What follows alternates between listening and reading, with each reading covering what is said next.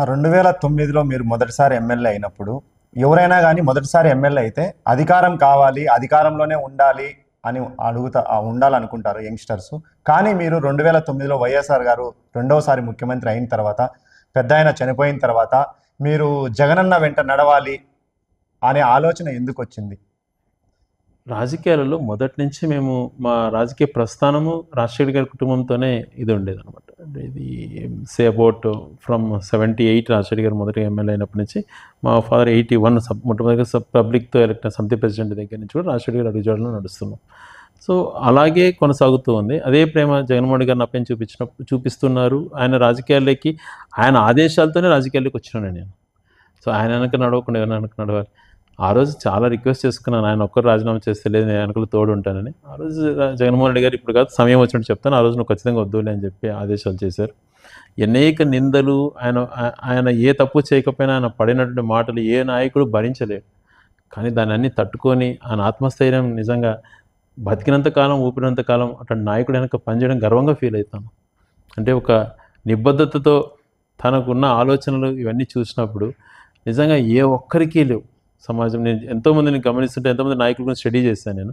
కానీ రాజశేఖర్ గారి తర్వాత నిబద్ధత, తనకున్నటువంటి మంచితనం, ఎప్పుడు ఎంతసేపు నెక్స్ట్ జనరేషన్ కోసం ఏం చేయాలి, ఉన్నంతకాలం ఏ రకం ప్రజలకు ఉపయోగపడాలి అనే ఆలోచనలు కానీ, తను ఎన్ని ఆరోపణలు చేసినా కాలమే సమాధానం చెప్తుంది అని చెప్పి తన పని తను చేసుకున్నటువంటిది నిజంగా ఏ ఒక్కరు చేయరు. ఆయనకు మంచి గుణం ఇచ్చాడు దేవుడు. ఆ గుణంతోనే ఈరోజు అత్యంత ప్రజాదరణ నాయకుడిగా ఈరోజు ఆంధ్రదేశంలో నేను జగన్ ఒకడని చెప్పగలుగుతా ధైర్యంగా. అంటే మాస్లోకి తను చేసినంత ప్రజలకు ఏ ఒక్కరూ లేరు. ఒక నాయకుడు అన్నవాడు నేను మంచి చేసినానని మీకు అనిపిస్తే నాకు అండగా నిలబడండి అనేటువంటి నాయకుడిని దేశంలో ఏ రాజకీయ ప్రజాస్వామ్య దేశంలో ఏ ప్రాంతీయ పార్టీ కానీ ఏ జాతీయ పార్టీ కానీ ఆ మాట ఎవరు అనలేరు. అది ఆయనకే సాధ్యపడింది. అప్పుడు జగన్మోహన్ రెడ్డి గారు వెనకల నడవాలనే ఉద్దేశంతో ఆయనకు అవసరం అనుకున్నప్పుడు మేము ఆ రోజు మేము అసెంబ్లీ నిలబడ్డామని మేము డిస్క్వాలిఫై చేశారు. బై ఎలక్షన్ కూడా రావడం జరిగిన విషయం మీకు అంతా కూడా ఎంతో తెలిసిన విషయమే. మీరు జగన్మోహన్ రెడ్డి అన్నతో చాలా క్లోజ్గా ఉంటారు. మొదట వచ్చిన వ్యక్తి మీరే పార్టీ. కానీ పెద్దాయన చనిపోయిన తర్వాత జగన్మోహన్ రెడ్డి గారికి వైఎస్ఆర్ గారికి మీతో ఉన్న అనుబంధం, వాళ్ళిద్దరి కంపారిజన్ మీరు ఎలా చెప్పగలరు 2 మాటల్లో చెప్పాలంటే? రాజశేఖర్ రెడ్డి గారితో అంతకుముందు చిన్నప్పటి నుంచి కూడా నా ఇంటికి వచ్చినప్పుడు అనేక సార్లు తనతో జస్ట్ పరిచయం ఉండేది. అమెరికా కానీ 2002లో వచ్చినప్పుడు తనతో దగ్గరగా తిరగడం, తర్వాత 2003లో ఆ ఎన్నికల్లో నేను పూర్తిస్థాయి యాక్టివ్గా పాల్గొన్న తర్వాత 2004 నుంచి నేను యూత్ కాంగ్రెస్ దగ్గర నుంచి తండ్రితో పాటు అనేక సార్లు తన దగ్గరికి వెళ్ళటం, ఎంతో చనువుగా ఆయన మాట్లాడుతుండడం, ఉదయం 4 గంటల ఇంటర్వ్యూలో కూడా అనేక సార్లు ఆయనతో కలవడం, ఆయన ఒక క్రమశిక్షణ, డిసిప్లిన్, ఆయన ఆప్యాయతను చూసి ఎంత మాట్లాడుకున్నా తక్కువే.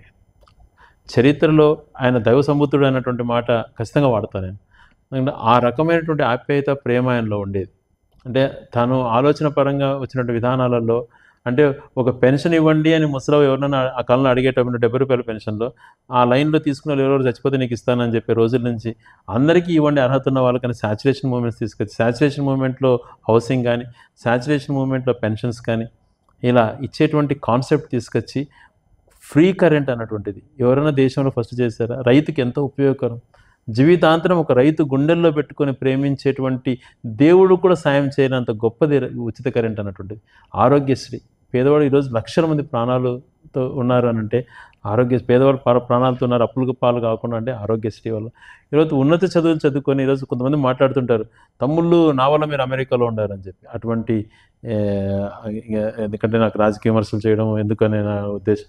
దానికోసం కాదు, ఈయన పెట్టిన ఫీజు రింబర్స్మెంట్ వల్ల, ఈయన ఇచ్చిన ఫీజు రింబర్స్మెంట్ వల్ల సామాన్య మానవులు డిగ్రీ కూడా చదవలేమనుకున్న వాళ్ళు ఎన్నో రకమైన ఉన్నతమైనటువంటి చదువులు చదువుకునేటువంటి జరిగింది. అంటే అది కేవలం ఫీజు రింబర్స్మెంట్ జరిగింది. అటువంటి మహనీయుడు రెండోసారి వీళ్ళంతా మహాకూటమిగా ఏర్పడి తనకు మెజారిటీ తగ్గించారన్నటువంటి ఒక బాధ ఆయనలో మెదిరేది. ఇంకా ఎక్కువ బాగా చేయాలంటే ఆలోచనతో ఉన్నప్పుడు ఆయన చనిపోవడం నిజంగా జీర్ణించుకోలేకపోయాం. 2020 Subscribe to Social TV Telugu for more videos. Hit the bell icon for faster updates.